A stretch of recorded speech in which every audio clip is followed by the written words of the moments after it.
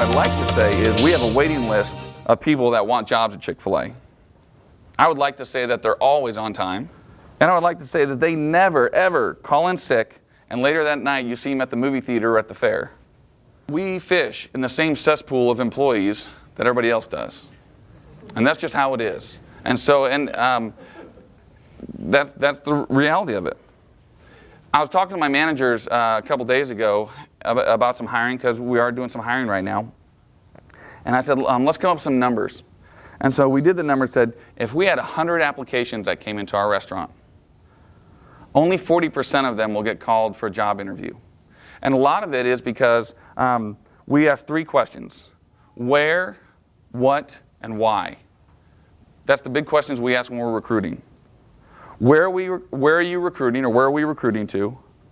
What are you looking for in your people? And why are you keeping them? When we're looking for people, our managers, they kind of know exactly what we're looking for. And what I've seen before, and I've heard this from other people, is they're looking for a certain individual, and what they end up doing is they will force fit somebody into that position.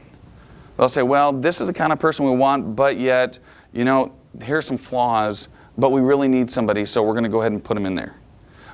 There's other places that they just say, well, does your heart beat? You know, here, blow on this glass. Oh yeah, it fogs up. All right, you're hired. That's not what we do. We're very specific about, do they fit? Be as specific as you can. And then be rigid on it. Now, some things you'll find, especially when it comes to marketing, I'm very flexible. But when it comes to hiring, I'm not. It's very rigid. You know, if they don't fit this mold, this won't work, because our guests and our customers are expecting a certain thing. Again, real performance standards are based on not the behaviors that you expect, but rather the behaviors that we accept. We're all of a sudden introducing a whole new vocabulary. We're wanting to say my pleasure. We're wanting to introduce people. And sometimes they get it botched up. We had a girl named Joanne that worked for us, and she had worked for us. We were open for a couple of months, and she was still fairly new and trying to get the swing of things. And she said, the person came up and she gave him a total. Your total is $10.54, and Sarah will be happy to pleasure you at the window. And at the time, the back of our house, we had speakers, so everyone in the kitchen heard it.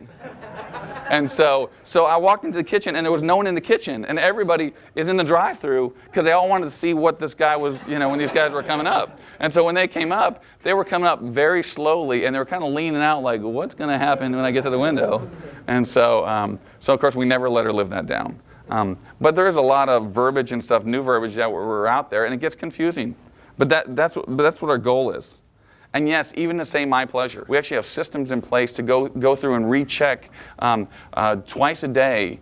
My management will go through the front line, they'll take an order, they'll get the food, they'll tempt the food, they'll go through the drive-thru, they get in their car, they'll go through, and I even tell them, you know, sometimes pawn it off on our hostesses, or if one of your friends are here or something, let them go through, because we want to make sure that our people are saying my pleasure, and that that the temperature of the food is right, and all those things are correct. After about between 2 and 4 weeks, we will step back and say, okay, now that you have some friends here, now that you're used to all the beeping that's going on in the back with all the different fryers and everything, now that all that's kind of settled down, let's talk. And for some people, that's the time when we go ahead and let them go. Because we've worked with them for anywhere from 2 to 4 weeks, and they're not smiling out front. And John Maxwell talks about, when on a scale of 1 to 10, if you have somebody that is a 4 in customer service, you can work with them, and the best you're going to get is a 6. You know, 6 won't do at my store.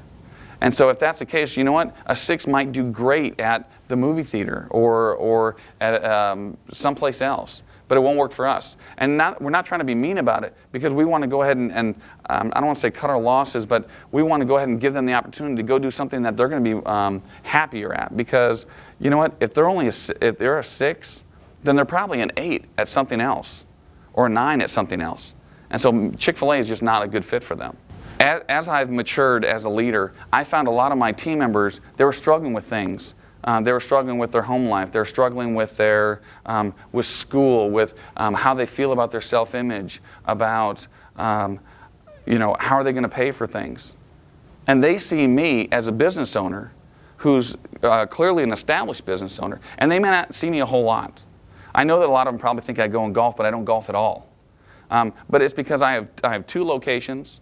So I'm between the 2 stores. I have a licensed location at Oral Roberts and in Wichita State. I do a lot of public speaking. I'm on the innovations team at the home office. I'm the guy that helps come up with the crazy ideas. And so I wrote this book because I wanted them to know what I went through when I was growing up. And I'm not going to go into a whole lot of details on it, but when I was growing up, my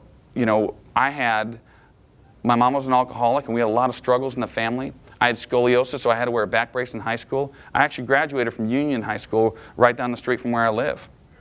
And when I went to Oral Roberts University, I struggled. I had to work 4 jobs in order to go to school.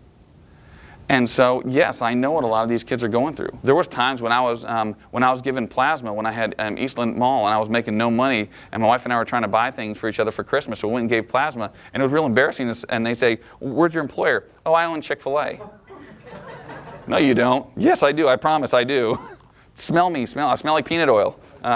But that's how it was. Now, it's not the same anymore, but the employees don't see that. So I wrote this book mainly for them. They're never going to be trained completely, but it is one of those that there's a certain level that we expect. And if they're at that level, then that's fine.